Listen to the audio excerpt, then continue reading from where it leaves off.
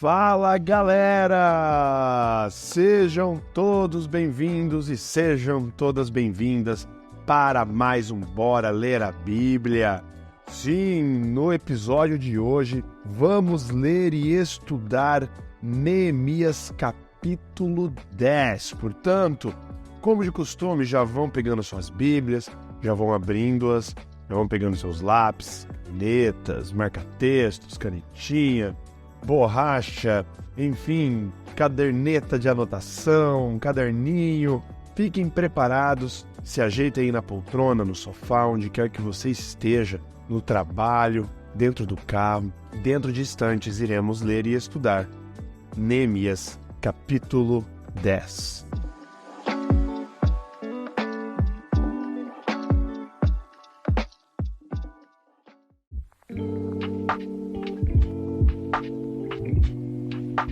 Bom, no episódio anterior do Bora Ler a Bíblia, nós vimos o povo confessar os seus pecados, e é uma oração muito bonita que eles fazem, e nós aprendemos ali 4 pontos para aprendermos a fazer uma oração mais eficaz.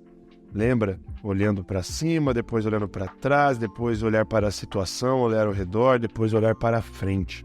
O povo agora confessa os seus pecados e agora no capítulo 10, o povo concorda e agora todo mundo vai firmar um compromisso em obedecer. Nós vimos isso no finalzinho também do capítulo 9, em que o povo responde, que eles vão selar agora os nomes dos líderes, dos levitas e sacerdotes, enfim, para agora eles vão firmar um compromisso. Então a gente vê uma progressão de ideias aqui. Primeiro você vê o povo ouvindo na verdade a leitura da lei por Esdras. Quando eles ouvem, prestam atenção e entendem a leitura, eles se arrependem, eles confessam seus pecados e agora eles firmam compromisso em obedecer. Esse é basicamente o escopo de todas as nossas vidas, de toda a nossa caminhada e nosso relacionamento com Deus. Primeiro, nós somos impactados pela verdade, nós somos confrontados pela palavra de Deus e pela verdade. Aquela palavra, aquela verdade nos mostra aquilo que nós devemos melhorar, aquilo que devemos abandonar. Quando nós nos arrependemos, nós agora, o próximo passo é firmar um compromisso em obedecer. Obviamente não significa que estaremos livres de errar a partir do momento que nós decidimos obedecer, mas é importante deixar o Espírito Santo trabalhar no coração para realmente termos essa vontade de sempre querer estar próximos e fazendo o melhor que nós pudermos para nós agradarmos a Deus. Então já vê agora no capítulo 10 que o povo firma esse compromisso. Mas diferente dos outros capítulos, eu não vou ler do verso 1 até o verso 27, que são diversos nomes. Então já vou pular direto para o verso 28, mas uma coisinha que eu só queria pontuar nesses primeiros 28 versos. Aqui, nesses primeiros 28 versos, falam dos que assinaram e selaram o documento.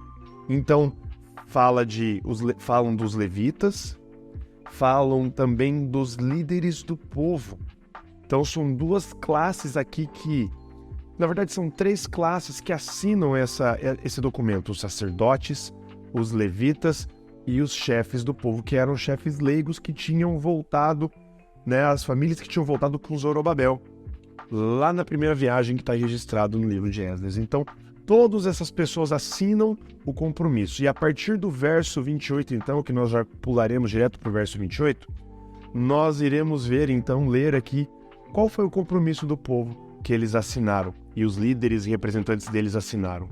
Então vamos começar então, já direto no verso 28 do capítulo 10, na minha Bíblia, que está na Nova Versão Transformadora, começa assim: Então o restante do povo, os sacerdotes, os levitas, os guardas das portas, os cantores, os servidores do templo e todos que haviam se separado dos povos estrangeiros da terra a fim de obedecer à lei de Deus, na companhia de suas esposas, seus filhos, suas filhas, de todos que tinham idade para entender, uniu-se a seus líderes e assumiu um compromisso solene. Juraram que seriam amaldiçoados se não obedecessem à lei de Deus, dada por seu servo Moisés, e prometeram obedecer atentamente a todos os mandamentos, estatutos e decretos do Senhor, nosso Senhor. E aí uma pausazinha aqui muito interessante.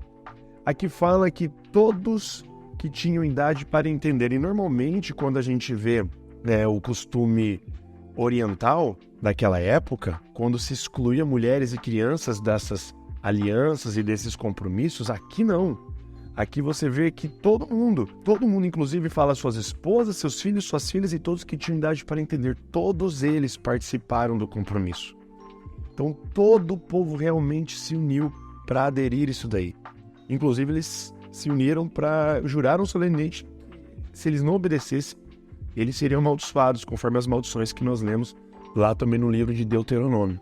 E agora então, vamos ver o que eles prometem a partir do verso 30. Prometemos não permitir que nossas filhas se casem com os habitantes dessa terra, nem permitir que as filhas deles se casem com os nossos filhos.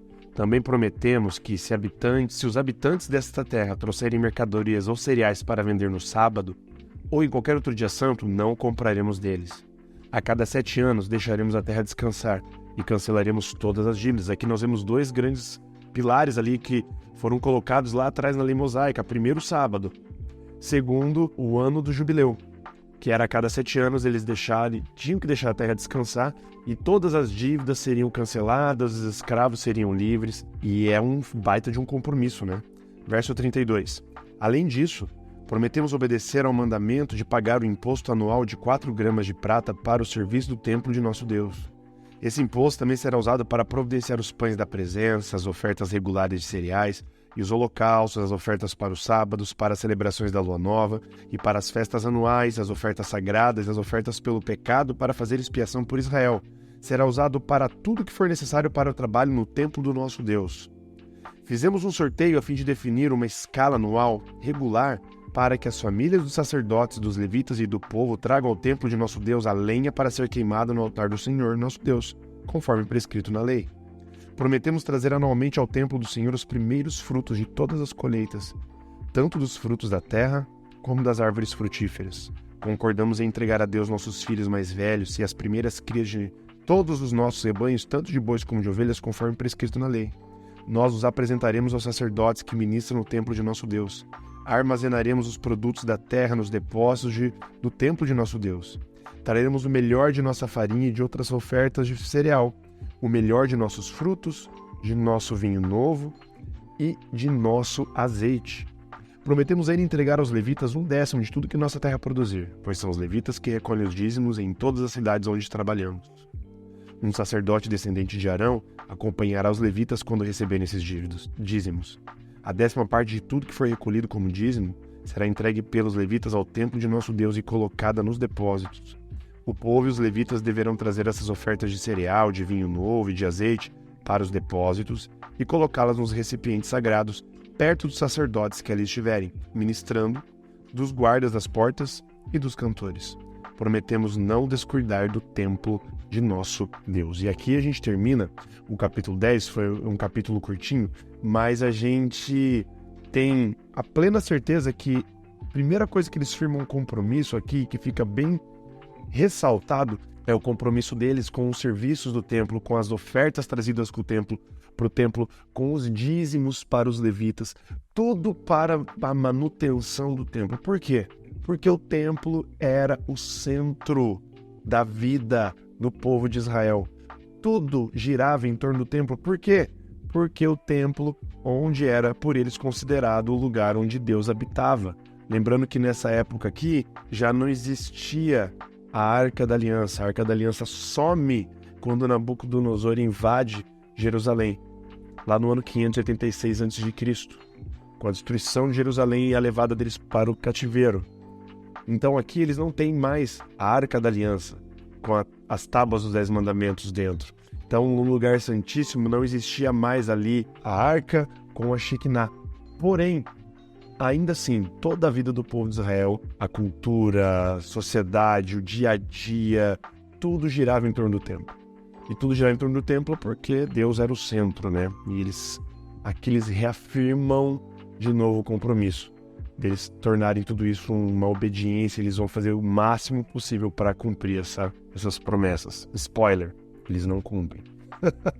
Porém, o que importou aqui nesse momento é esse compromisso sincero deles, esse desejo sincero deles mudarem, que deve ser o nosso compromisso diário, não somente nos cultos ou em um culto especial em que você se sente tocado, em que você se sente tocado pelo sermão, uma música, um louvor, algo assim.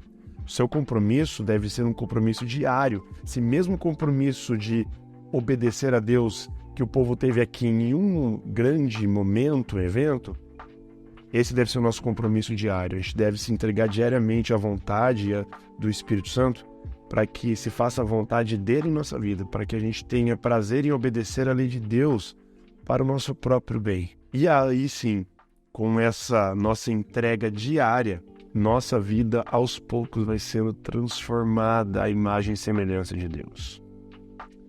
Bom, ficamos por aqui. O episódio de hoje foi um episódio mais curto, mas tem uma grande lição para todos nós, que é nós levarmos a palavra de Deus a sério, nos comprometer com o que nós estamos estudando. Não adianta você simplesmente sentar e estudar todos os dias a palavra de Deus e você encarar a Bíblia, a palavra de Deus, como um livro de histórias, um livro de lições de moral e não um livro de regras práticas para a vida, de conduta, de relacionamento com Deus e com o próximo. Nosso compromisso tem que ser diário em obedecer a palavra de Deus, não importa as consequências. Por mais absurdas que pareçam algumas coisas que Deus pede de nós, mas mesmo assim, a obediência tem que ser acima de qualquer coisa. Então, minha oração e meu pedido para todos que estão ouvindo agora esse episódio é que entreguem sua vida, mais uma vez agora, nesse momento, para Deus.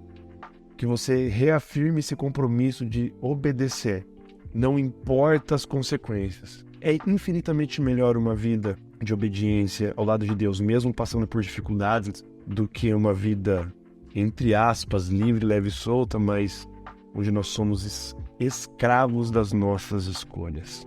Valeu, gente! Um grande beijo, um abraço, ficamos por aqui e até o próximo episódio do Bora Ler a Bíblia com Neemias, capítulo 11. Um abração para vocês, valeus e falou!